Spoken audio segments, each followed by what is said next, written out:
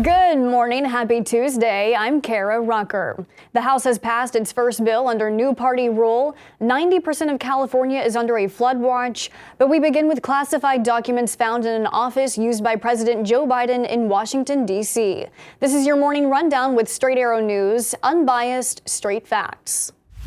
A U.S. attorney has been assigned to review 10 classified documents discovered in an office that Biden used after his time as vice president. The documents were discovered by attorneys of Biden when clearing out the old office space at the Penn Biden Center on November 2nd. The following morning, the classified material was handed over to the National Archives. A U.S. attorney will now review the files with the FBI now reportedly involved. It's a story that has many this morning comparing Biden's situation to that of President Trump's classified documents at Mar-a-Lago. Meanwhile, President Biden is focused on a summit in Mexico, meeting at length with Mexico's president yesterday, discussing economy, trade, drug gangs, and the border.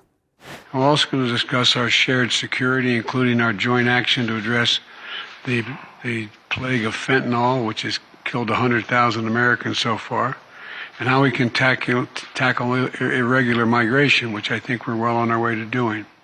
Today, Canada's Prime Minister will be joining the conversation. Migration, the climate, and the war in Ukraine are slated to be the talking points. The North American leaders will be meeting through Wednesday. We are coming out of last week strong, united, to make sure that we stand up for the American people, and I encourage everybody to vote for this rules package, and I yield back. Republicans getting their House in order after a week of back and forth within their own party. The chamber quickly passing the House rules package to set forth how the floor will approach the next 2 years of legislating, passed only among party lines, but the chamber didn't stop there. Later bringing their first bill to a vote, passing legislation to cut funding to the IRS. But even with it passing in the House, it will likely get struck down in the Senate. If it somehow made its way to the president's desk, it's sure to get vetoed.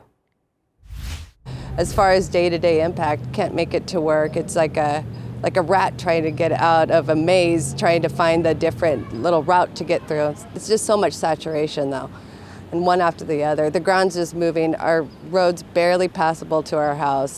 California continues to get downpours. Roots are unable to soak up so much rain at one time. Saturated trees are coming down on homes, roads, and cars as roads flood and water rushes. A 5-year-old boy is missing after being swept away in a current. Mudslides are starting to occur, crews shutting down roads as giant rock begins to fall. 90% of the state is under a flood watch, and even more rain is expected throughout today. President Biden issued an emergency declaration yesterday.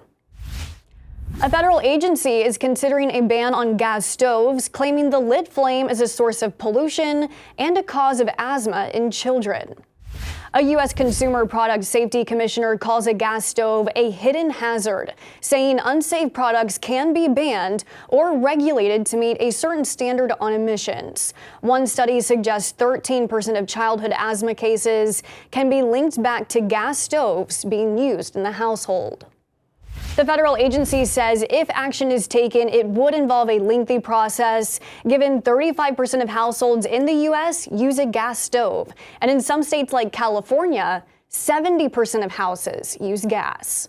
These are your top headlines on this Tuesday morning. Thanks for watching Straight Arrow News, your place for journalism without agenda. I'm Kara Rucker. Have a great day.